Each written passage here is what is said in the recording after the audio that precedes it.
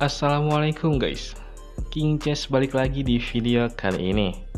Kali ini saya pengen bahas partai yang sangat epic yang dimainkan oleh Hon Vicaroli melawan Mikhail Tal yang terjadi pada 2 November 1972. Mikhail Tal yang disebut kedua oleh saya ini bukan berarti dia bakal kalah ya guys, tapi karena saya mengikuti kaidah catur di mana putih disebut lebih dulu. Tetap di partai ini Mikhail Tal menunjukkan permainan berkelasnya. Penasaran? Cus langsung kita ke gamenya. Di sini, Karoli adalah putih dan Tal sebagai hitam. Sicilian Defense menjadi langganan di banyak partai. Salah satunya ini, dimulai dengan E4 dan C5. Dilanjut kuda F3. Bukan pion D6, tapi Tal kuda C6, yang menandakan Sicilia variasi tempo dulu. Pion D4 dimainkan, langsung saja pion kali pion dan kuda kali pion. Oke, dilanjut pion E6. Guys, ini adalah Sicilian Defense Taimanov Variation. Next, kuda ke C3. Dua kuda sudah keluar, jalur gajah sudah terbuka. Jelas pion A6 dimainkan. Gajah E2 dan Tal menteri C7 untuk menyerang pion. Serangan dihalangi dengan pion F4. Dibalas pion D6. Gajah E3 dan gajah E7. Terlihat keduanya masih bersiap-siap untuk pertempuran. Tapi jika dilihat, bidak milik Mikhail Tal ini hanya berada 3 baris, sedangkan Karoli 4 baris. Mungkin kalau di sepak bola, ball possession-nya 65% dibanding 35% kali ya. Oke, dilanjut Karoli menteri D2 untuk mempertimbangkan opsi rokade panjang karena pion D sudah maju terlebih dahulu. Setelah Tal kuda F6, Karoli rokade panjang. Untuk memecah kebuntuan, Tal makan kuda dengan kuda, dimakan balik dengan gajah. Next, pion E5 menyerang gajah dan menawarkan pertukaran. Karoli memilih mengamankan rajanya ke E3. Tal mulai mengambil petak dengan pion B5, dan Karoli punya keinginan untuk menyederhanakan perwira. Dimulai pion kali pion, dibalas pion kali pion. Dilanjut kuda D5 menyerang menteri, mengancam gajah, dan menawarkan pertukaran kuda. Langsung saja kuda kali kuda dan pion kali kuda. Perhatikan, benteng dan menteri sama-sama membackup pion ini dan akan menjadi serangan double attack jika dia bisa maju ke D6. Untuk mencegah itu, Tal memainkan gajah ke D6.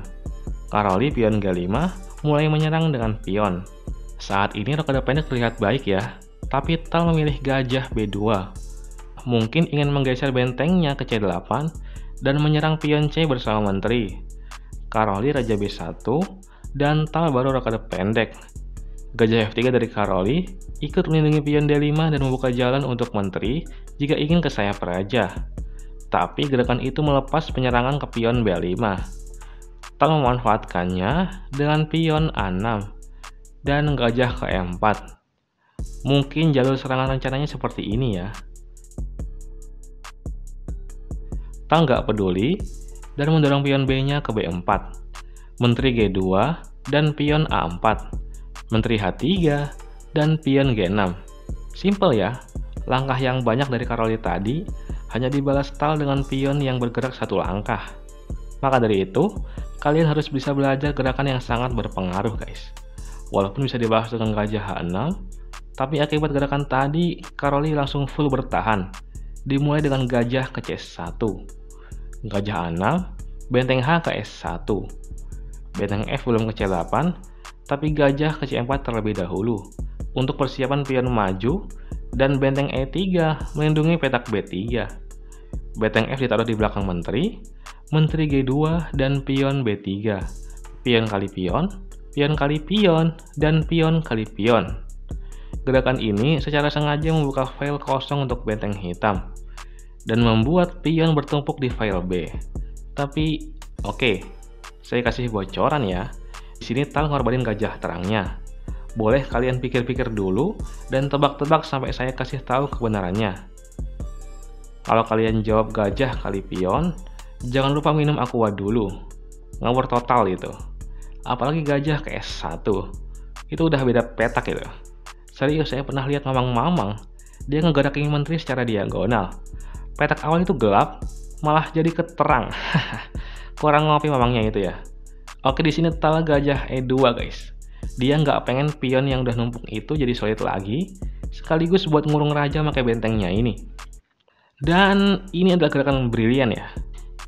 Sebenarnya di sini ada opsi benteng C3 menyerang menteri. Langkah terbaik tetap gajah kali benteng, benteng kali menteri, dan benteng kali benteng. Gajah D2, benteng C ke A8, raja C1, dan benteng A1 sekak. Gajah menutup, gajah kali pion, lambat laun gajah putih di sini akan hilang. Walaupun hitam tetap unggul perwira, setidaknya putih bisa bernafas lebih lega. Tapi di sini, Karoli langsung menteri kali gajah. Setelah menteri A5, Karoli menutup penjagaan benteng dan menggeser bentengnya ke C3. Menteri A2 sekak, raja C2, dan benteng kali benteng sekak. Pion nggak bisa makan benteng ya, karena ada menteri. Jadi raja kali benteng. Dan apa kalian tahu langkah tal kali ini? Ya, kalau kalian inget judul thumbnailnya, mungkin akan tahu. Tal gajah ke B4, pengorbanan gajah. Lagi-lagi, ini juga gerakan brilian guys. Mikhail Tal terbaik. Jika raja D3, menteri kali pion B3 skakmat ya. Emang banyak gerakan raja di sini guys. Tapi yang terbaik tetap melumat gajah.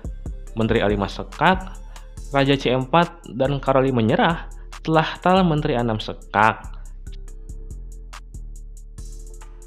Oke, setelah raja C3, maka menteri kali menteri.